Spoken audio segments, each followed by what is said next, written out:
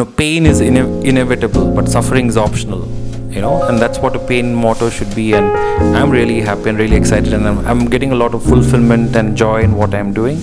Hello all, this is Dr. Dheeraj Masapu. Welcome to my channel. So today we have Dr. Roshan Adappa with us. He is a pain specialist in a big corporate hospital in Bangalore, and he has done masters in pain medicine. It's called MED program in UK, and he has also done EDPM, which is European Diploma in Pain Medicine in Belgium, and he's also got a gold medal which is called as Andrew Foster's Gold Medal in the field of pain medicine. So welcome to the channel, Dr. Roshan. Thank you, Dheeraj. It's a pleasure to be here, and I'm happy to answer all questions related to pain management and the scope of pain medicine in India. So the first question I would be asking you is, why did you choose pain medicine as a career, and what is the story behind? Yeah, thank you. That's a good question to start. Before you begin any journey, everybody should know their why. The why is the most important, because that is the motivation, that's the fire which lights everyone. So basically, for me, the journey started way back in 2010. Post MBBS, I was very, very keen on going to US. So I was doing my USMLE exams, and one of the parts you have to go to US to finish that. So while I was doing that, one of my family members, my aunt actually, she's a pain physician in US in 2010, and she happened to have her own pain center. So I did a 3-week rotation in Florida actually, and that's when I was really blown away, because that time I had no idea there was something called as pain management. No one's told me, I never heard of it.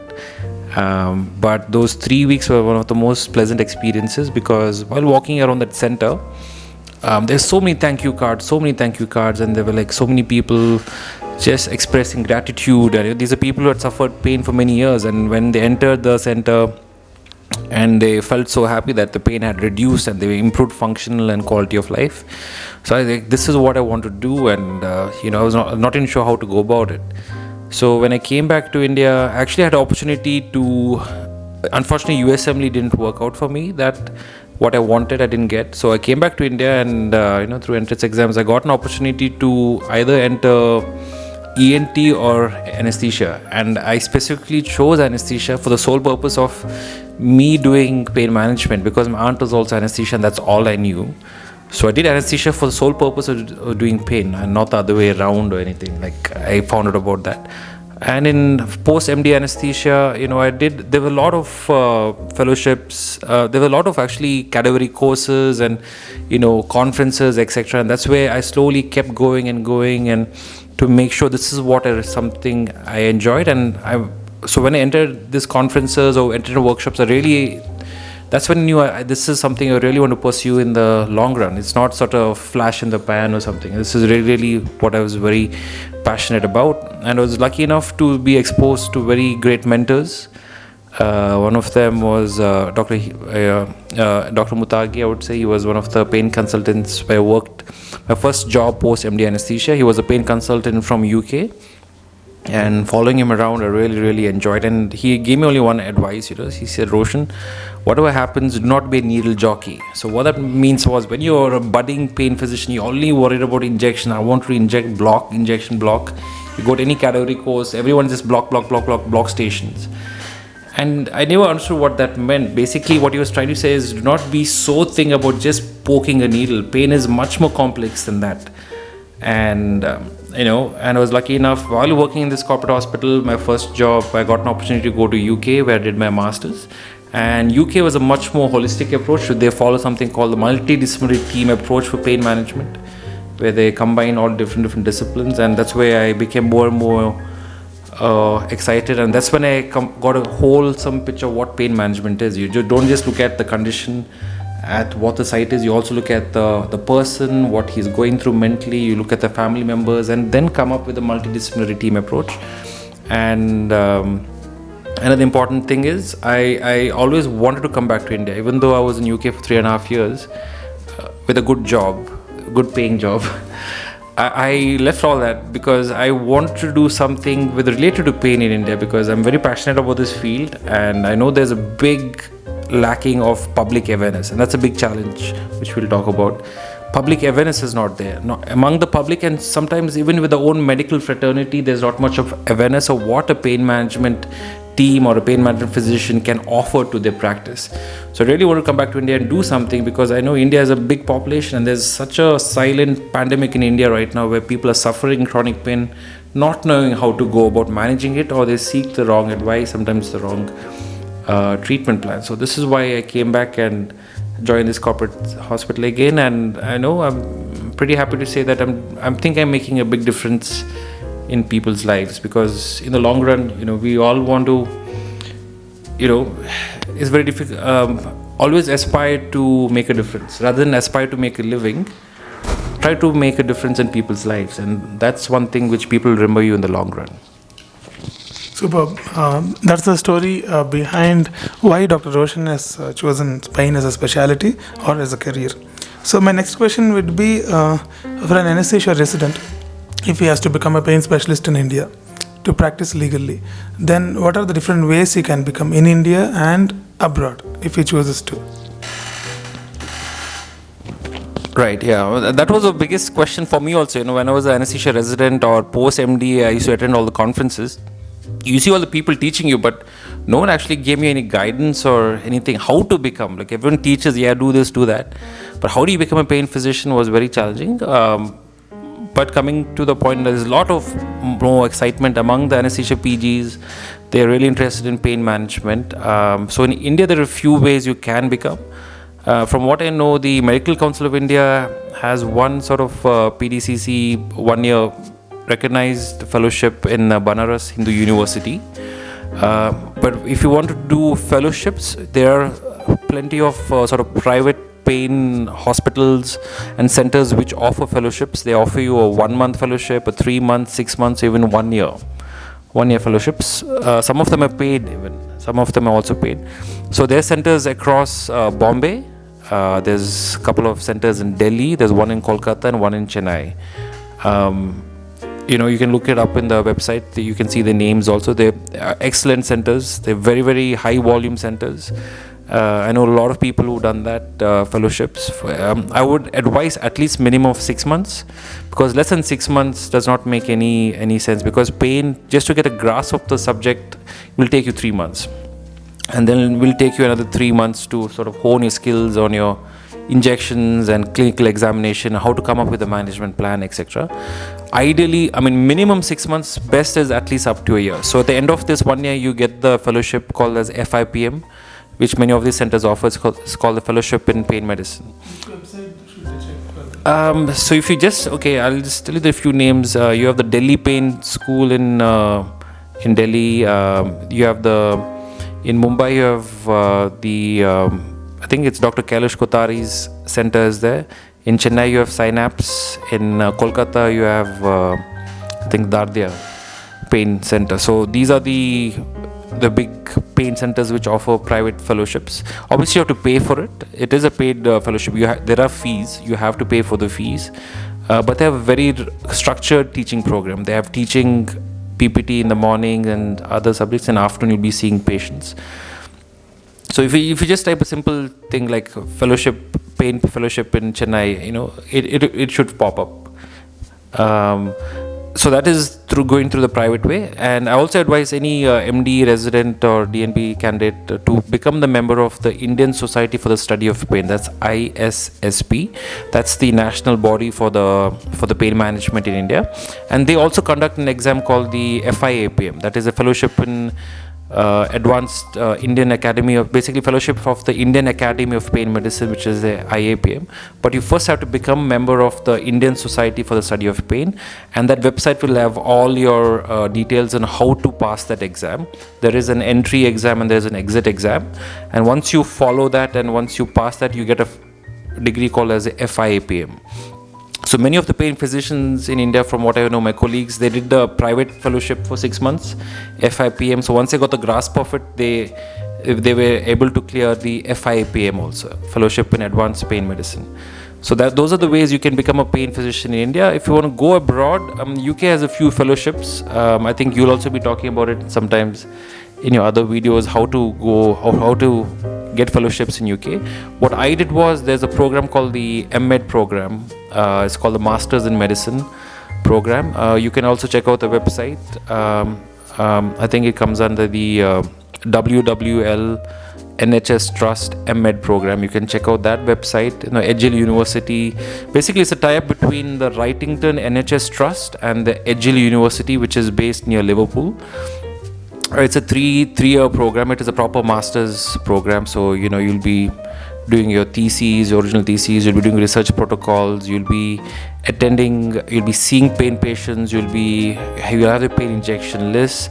It's a very extensive, very sort of well thought out program, and I really enjoyed doing that.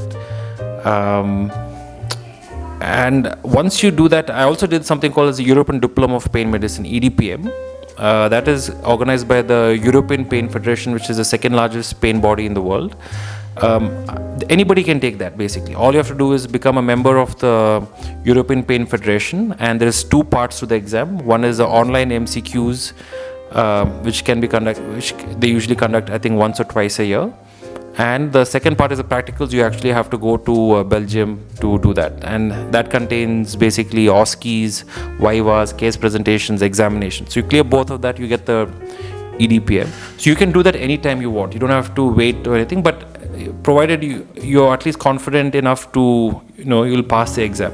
That's why I say at least start with the FIPM course in either of these 4 metro cities, because then you'll know at least, do you want to do pain medicine? Because you should know your why. If you want to do pain medicine because everyone is doing it and that's a hot topic right now, you should find out your why. Why do you want to do this? Because this has to be a calling.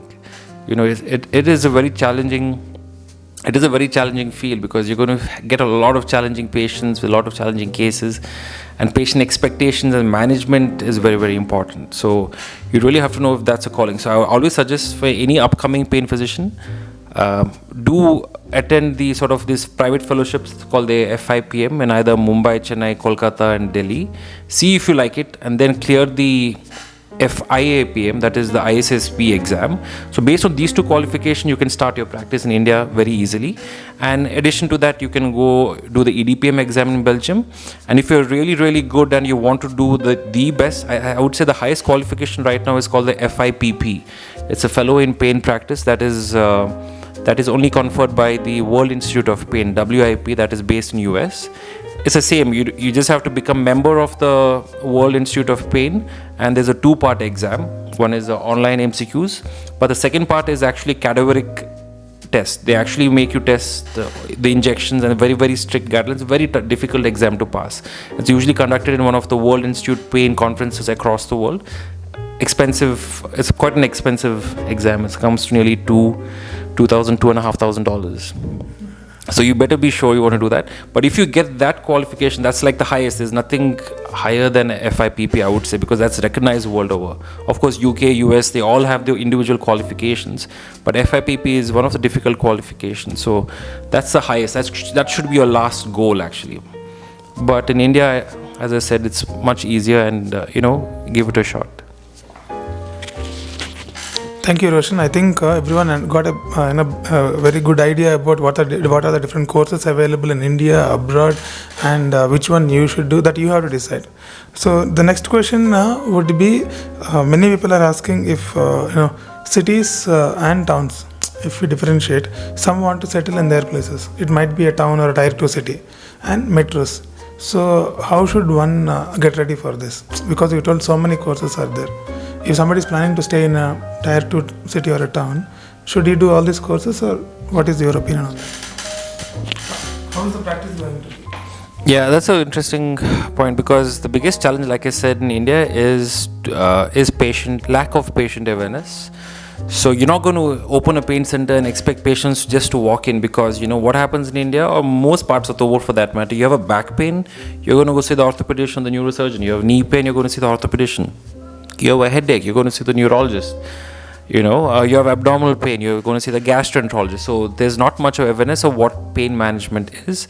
It is still a purely referral based, I would say, but few centers actually doing quite well. Those 4 centers which I mentioned, now in Bangalore also there are a few pain centers who are exclusively doing only pain, and because of these metro cities, a lot of ad campaigns are going on. So the biggest challenge for you in either the metro city or a tier 2, tier 3 is lack of public awareness. And second point is even the lack of awareness among own peers, like a health professional. They also do not know when to refer a patient to a pain management doctor and what services you can offer. So that's going to be the 2 big challenges. But I would say in tier 2, tier 3 cities, if you do open up a center, the initial investment would not be that much. You require a examination room, the higher, and you can do most of your pain procedures in any sort of small nursing home also if you want. All you require is a C-arm, an X-ray, and an ultrasound, and your basic needles and steroids, etc., is what you need to perform an injection. However, you do need access to a few other things. You need a very good physiotherapy team, because part and parcel of any good pain management service is a multidisciplinary approach. So you need your medicines and injections. You also need a very good physiotherapy team, and you also need to access a bit of psychology. So if you have a psychologist on board, that becomes a truly complete, holistic, multidisciplinary approach of providing a pain service, which you'll know as you become a pain physician. Sometimes a lot of chemical changes happen in the brain, and anxiety, depression, fear, all those play a big part in perpetuating the pain cycle. So just by doing an injection and saying go home, nothing's going to work, because if they score high on the anxiety scores, depression scores, fear of movement scores, they require a bit of psychological input also.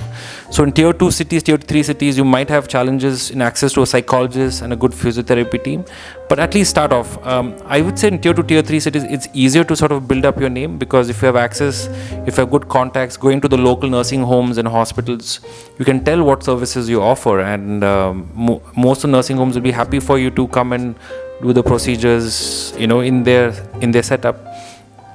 Most of the people I know who have their own pain centers, it does require a bit of investments. I would say in the range of between at least 50 to 75 lakhs is what is required, because most of your expenses would be on a good ultrasound and a good CR machine. You also need a operating room per se to do the procedures. You need a reception area, you need a pre-op area, you need a post-op area. You also need, ideally, to perform a procedure, you do need an anesthesia machine, just purely if you have any complications. And you also need to get all the licenses, for the ultrasound especially, and the radiology also. So that's why it's a bit challenging.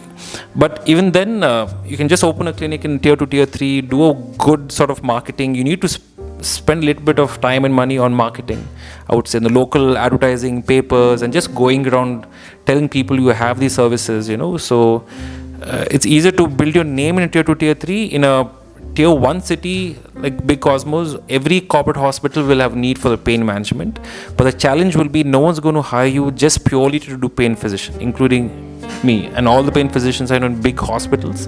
You will be part of the anesthesia team, so you'll have to provide both anesthesia services and pain management services.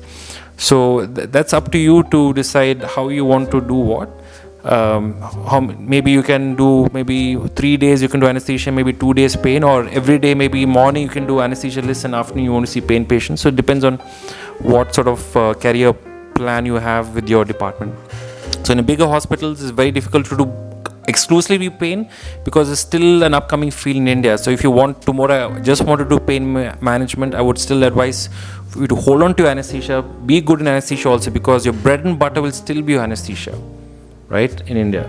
And eventually, once you're confident enough, do you want to make the big leap at a certain time, please go ahead. But in the bigger cities, it's a combination of both anesthesia and pain. In tier 2, tier 3, it's slightly better, because I have a few friends who are in tier 2, tier 3 who opened a pain practice.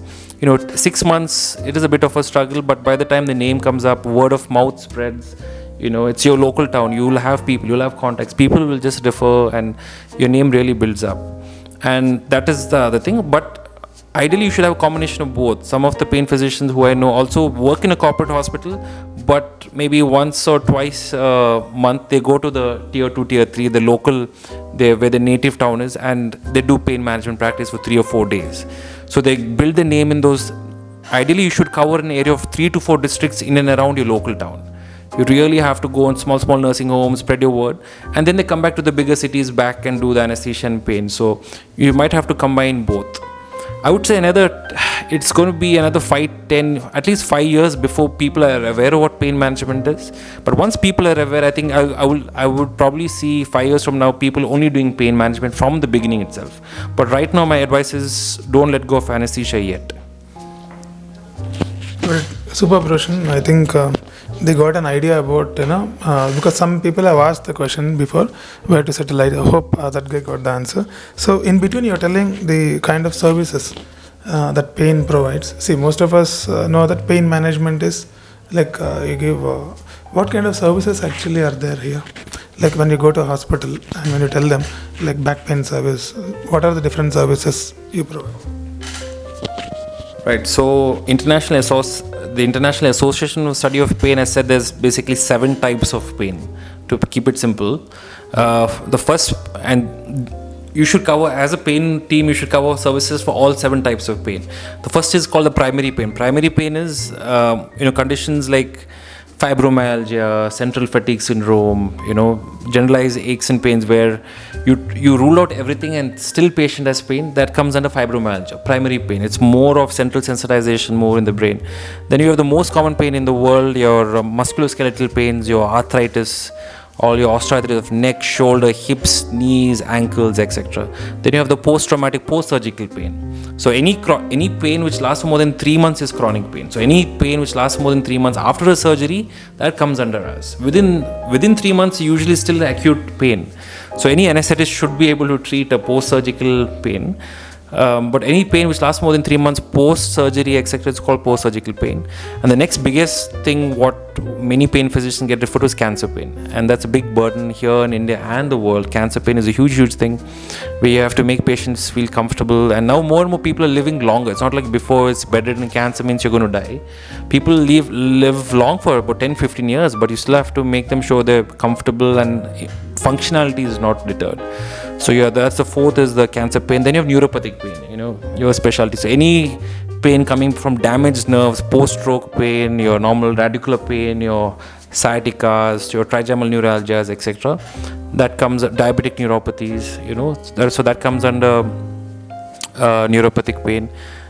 Then you're just going to have headache and facial pains. Headache and facial pains is just, I'm seeing a lot of that in my hospital actually.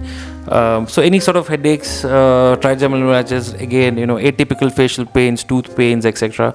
They sort of fall in that area. And then the last is your gastrointestinal pains, your stomach pains. It could be any sort of pelvic pain, right from urogenital pain to rectal pain, prostate pain, a lot of testicular pains, abdominal visceral pains, etc., pancreatitis and other things. So generally, these are the 7 broad base, but obviously one can overlap with the other. Neuropathic pain means pancreatic cancer pain will have both neuropathic component and a visceral component and a somatic component and so many components. But broadly, these are the 7 main things, and you need to provide services for all. And a good pain service, I always reiterate, it's not only you, it has to be a multidisciplinary approach. In our hospital, we have a very good pain services. We have exclusively pain nurses who only deal with pain management. They go around the hospital looking at all the acute pain services. So any good service, you should have an acute pain service team which deals with acute post-surgical team in a big hospital, and also manage all the chronic pain patients whoever I see in the ward. So along with my team, acute pain nurse, I have a very good psychology team. They exclusively sort of deal with chronic pain patients, because chronic pain patients themselves have a lot of anxiety, fear, depression, what I said. And what happens is there's a cycle. The pain triggers all these emotions, and all the emotions will maintain the pain cycle. And if this circle happens, or a cycle happens for a very long time, there's a certain shift which happens in the brain. Your brain becomes more and more sensitive to pain. An example I always tell my patients is, it's like if I lock you in a dark room for about 1 day and I switch on the light after 1 day, your eyes are going to be eyes will hurt, right? You can't see the light. Same with the brain. If the brain has exposed emotions and trauma for a long time, the brain becomes very sensitive. So the same signal which was 1 or 2 going towards the brain, that signal becomes 8 or 9 once it reaches the brain. So the same pain which the patient did not feel much pain yesterday, but because of increased anxiety and depression, that same pain feels much more. It's called central sensitization. So to deal with that, we have cognitive behavior therapy and acceptance commitment therapy and relaxation techniques which our pain psychologists teach. And I would say bread and butter, the biggest chunk of pain management can be done exclusively with a lot of good physiotherapy team. Physiotherapy team is excellent in managing pain. So we have an exclusive pelvic physiotherapist who deals with sort of pelvic pain, especially endometriosis. We have exclusive post-stroke rehabilitation team. We have exclusive physiotherapists who only deal with myofascial pain, any sort of muscle, abdominal pain, etc. So I would say it's chunks and chunks. I would say your medicine plays maybe 20%.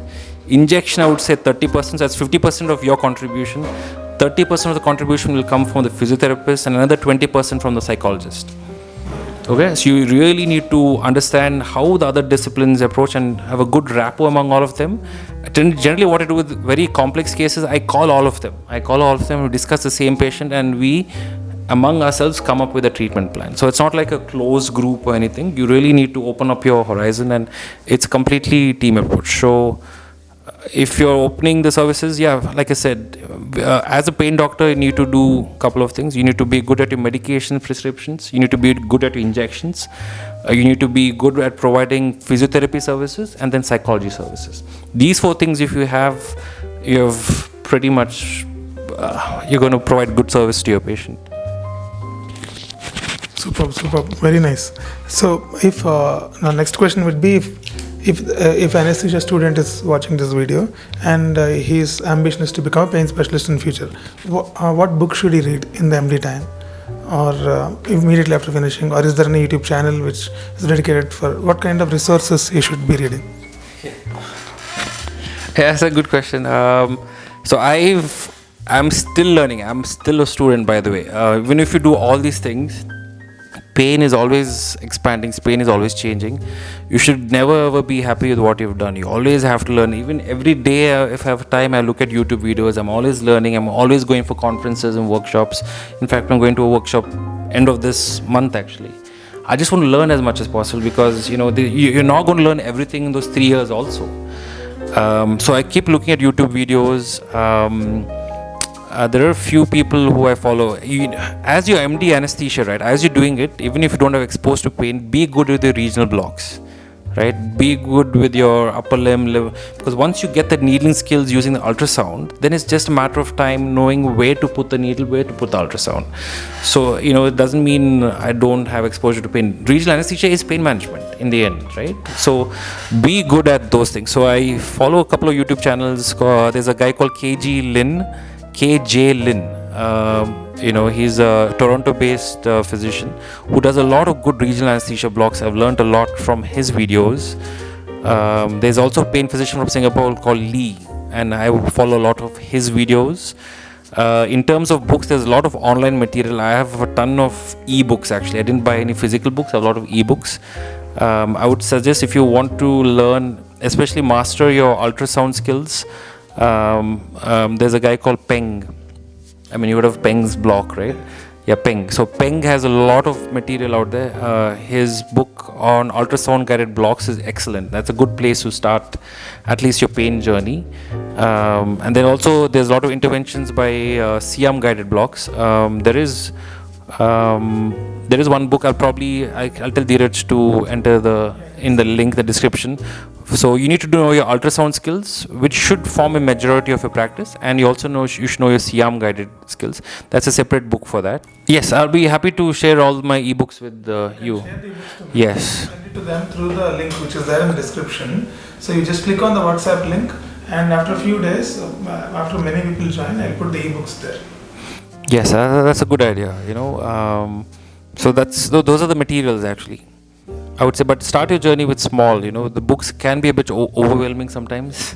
Because I also tried reading when I was a MD anesthesia, and it went over my head a bit. So it's best to sort of do solid regional anesthesia background as you're coming out of your MD, and then go for your courses and your workshops.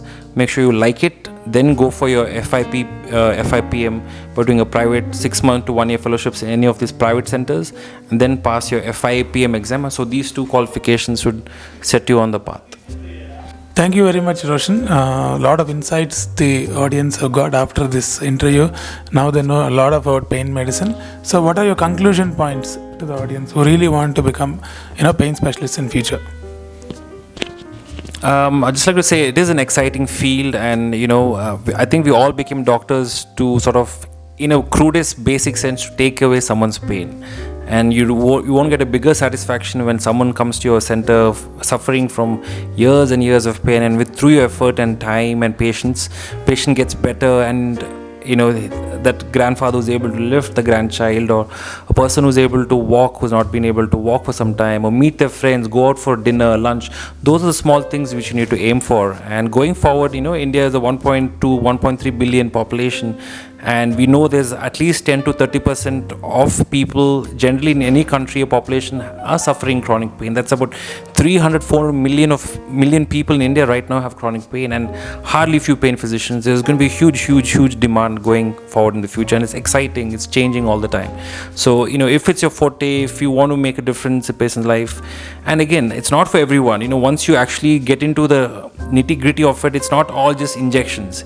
Injections is literally the last bit. There's a lot of other things which happen before that. So that's why I want you all to attend as much fellowships and other things as possible to know if it is for you.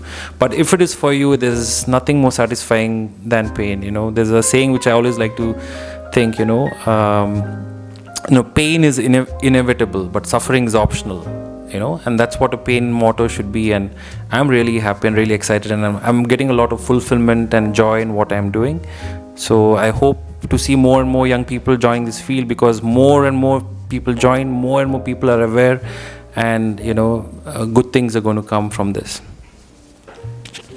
So thank you guys. Many people are asking me how to connect with me. It is through Instagram. Masapu Dheeraj is my Instagram ID. We can discuss one-on-one there. And for sending the books, ebooks from Roshan, you have to join through that WhatsApp link. You will enter my community, and it will be very easy for me to transfer. Okay guys, then see you that. As usual, Dr. Dheeraj Masapu logging off. Roger that.